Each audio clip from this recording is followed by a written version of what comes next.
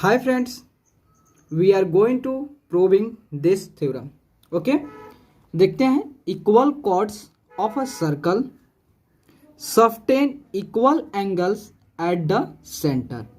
मतलब आपको जो थ्योरम बोल रहा है कि सर्कल का इक्वल कॉर्ड सेंटर पे इक्वल एंगल सस्टेन करते हैं, मतलब वह इक्वल एंगल बनाते हैं। मीन्स कहने का मतलब है कि अगर यह आपका क्या हो गया, सर्कल हो गया। ठीक है, तो आप सबसे पहले कॉर्ड क्या होता है, कॉर्ड जो होता है जब सर्कल के दो पॉइंट को आप किसी लाइन सेगमेंट से ज्वाइन करते हो तो आपका क्या होता है, कॉर्ड होता है। ये आपका सपोज आपका कॉर्ड है। कह रहा है कि अगर आपका दो कॉर्ड, मान लो ए और बी आपका कॉर्ड है और ये आपका सी डी कॉर्ड है। ठीक है, तो कह रहा है कि अगर आपका दो कॉर्ड इक्वल इन लेंथ, मतलब अगर दो कॉर्ड का लेंथ होता है इक्वल होगा तो इस कॉर्ड के द्वारा, ए बी कॉर्ड के द्वारा और सी डी कॉर्ड के द्वारा जो है जो भी एंगल जो होता है आपका सेंटर पे सस्टेन होगा, मीन्स एंगल जो बनेगा वह इक्वल होगा।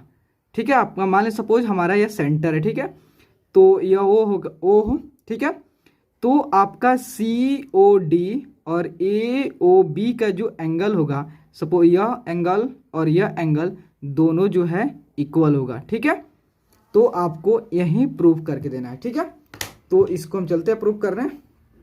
तो देखो, सपोज हम क्या कर लेते हैं कि एक सर्कल को ड्रॉ कर लेते हैं।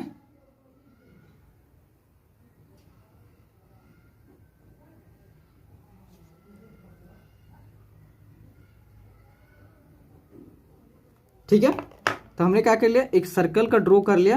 और सपोज हमने माना कि हमारा एक यह कॉर्ड है और दूसरा यह कॉर्ड है। ठीक है, तो यह हमारा ए बी कॉर्ड हो गया और दूसरा हमारा सी डी कॉर्ड हो गया और यह हमारा क्या हो गया, सेंटर हो गया, ओ सेंटर हो गया। ठीक है, तो क्वेश्चन आपका थ्योरम जो कहता है कि अगर कॉर्ड का लेंथ अगर सेम होगा तो इस कॉर्ड के द्वारा, जो यह ए बी कॉर्ड है, इस कॉर्ड के द्वारा जो भी आपका एंगल या सस्टेन होगा, जो भी एंगल बनेगा वह, और इस कॉर्ड के द्वारा जो भी एंगल सस्टेन होगा यहाँ पे बनेगा, दोनों एंगल आपका दिस एंगल के इक्वल होगा। मतलब दोनों एंगल इक्वल होगा अगर आपका कॉर्ड का लेंथ सेम होगा। मीन्स अगर ए बी कॉर्ड का लेंथ और सी डी कॉर्ड का लेंथ जो है अगर सेम होगा तो angle sustain eight the centre वो क्या होगा, इक्वल होगा। तो आपको प्रूव करना है क्या है कि आपको एंगल ए ओ बी जो है वह इक्वल होगा एंगल सी ओ डी के, ठीक है, आपको यही प्रूव करना है। ठीक है, तो चलो हम देखते हैं। सबसे पहले गिवन में क्या क्या चीज़ दिया हुआ है।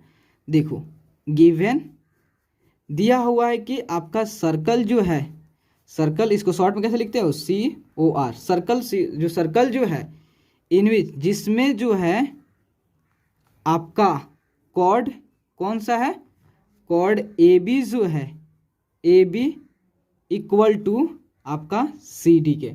मतलब जो आपका कॉर्ड ए बी जो है कॉर्ड सी डी के इक्वल है। मतलब ए बी जो है इक्वल है सी डी। ऑलरेडी दिया है कि अगर सर्कल के अगर जो होता है कॉर्ड जो सेम होगा, कॉर्ड की लेंथ अगर सेम होगा तो उस कॉर्ड से जो भी एंगल फॉर्म होगा सेंटर पे तो वह सारे एंगल जो होता है वह इक्वल होगा। ठीक है, तो A B equal to C D आपको दिया है, तो आपको प्रूव क्या करना है, टू प्रूव। ठीक है, to prove angle A O B equal to angle C O D.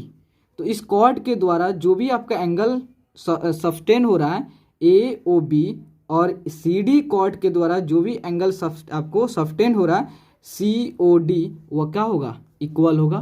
तो आपको वही प्रूव करना है। ठीक है, तो प्रूफ, तो देखो, तो आपका देखो ए ओ बी और सी ओ डी ये क्या है, दो ट्रायंगल हैं, ए ओ बी और सी ओ डी, ये ट्रायंगल, दो ट्रायंगल हो गया। तो प्रूफ इन ट्रायंगल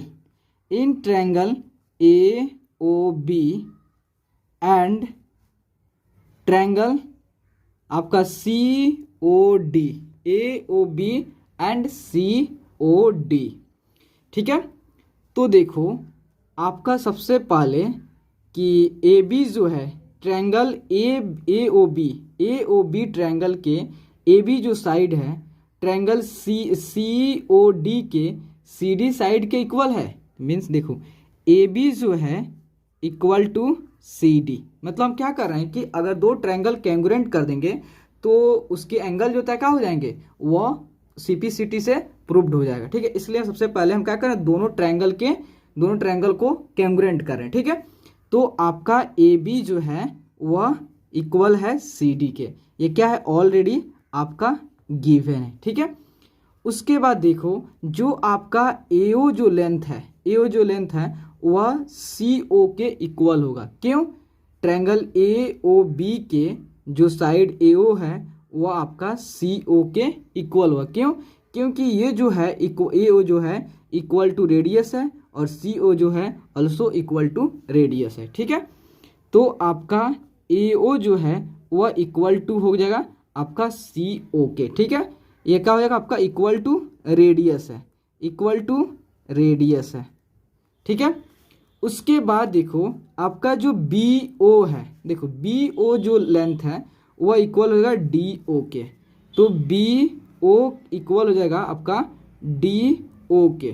BO जो है वह इक्वल हो जाएगा DO के, ये भी क्या हो जाएगा इक्वल टू रेडियस हो जाएगा। ठीक है, इक्वल टू रेडियस हो जाएगा।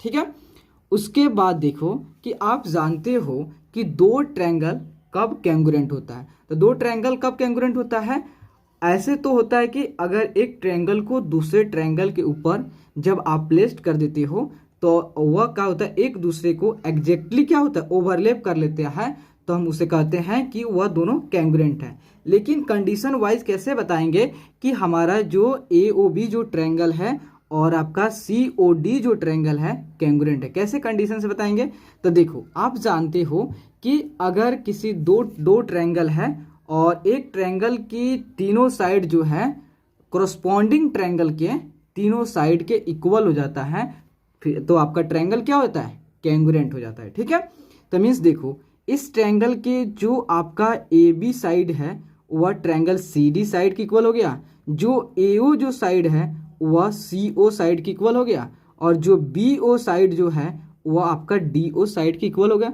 मीन्स जो ट्रायंगल ABC के तीनों साइड जो है वह कोरस्पॉन्डिंग ट्रायंगल COD के तीनों साइड के इक्वल हो गया। मीन्स जो होता है तो